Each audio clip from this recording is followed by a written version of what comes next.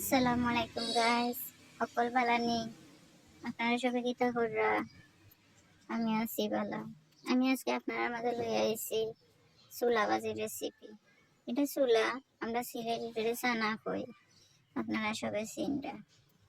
প্রথমে আমি একটা কড়াই বসাইছি, বসাইয়া পরিমাণ মতো তেল দিলাম। তেল গরম হওয়ার পরে আমি এখানে দিব আদা কুচি। আমি মাঝে মধ্যে আদা ব্লাইন্ডার করিয়া দেই, আজকে আদা কুচি করে দিছি। আদা একটু লাল হওয়ার পরে আমি দিলাম পরিমাণ মতো পেঁয়াজ কুচি।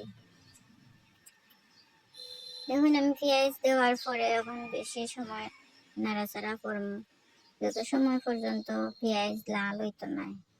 পেঁয়াজ লাল হইলে চানা ভাজি মজা লাগবে। পেঁয়াজ মোটামুটি কিছু সময় লাল করছি, এখন আমি দিব এখানে মরিচ, কাঁচা মরিচ। যেহেতু আমি চুলার মাঝে শুকনা মরিচ লাল মরিচ দিতাম না, যার কারণে আমি কাঁচা মরিচ দিলাম। অনেকে আছে চুলার মধ্যে লাল মরিচের গুঁড়াও দেয়, আমি এটা দিই না, আমি পছন্দ করি না। আমি কাঁচা মরিচের দিলাম একটু বেশাইয়ে।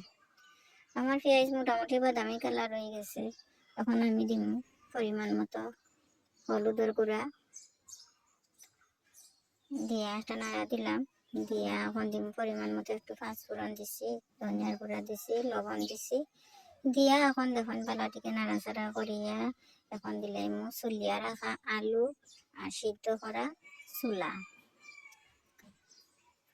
আজকে আমরা সবে রোজা রাখছি, যার কারণে একটু ইফতারি বানাইমু চিন্তা করছি। ও ইফতারি বানাইলাম, ইফতারির মাঝে রাখছি চুলা।